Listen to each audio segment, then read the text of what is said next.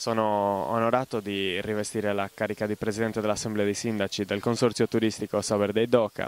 Ringrazio i colleghi sindaci per la fiducia e per la possibilità che mi hanno concesso di rappresentare il Consorzio Turistico. Ringrazio e auguro un buon lavoro al nuovo Consiglio di amministrazione, un gruppo di giovani pieni di iniziativa, volontà, con ottime capacità che sono sicuro sapranno darmi una grande mano per lo sviluppo del consorzio e del nostro territorio. Ritengo che il consorzio turistico sia un importantissimo strumento di promozione del territorio e sviluppo turistico.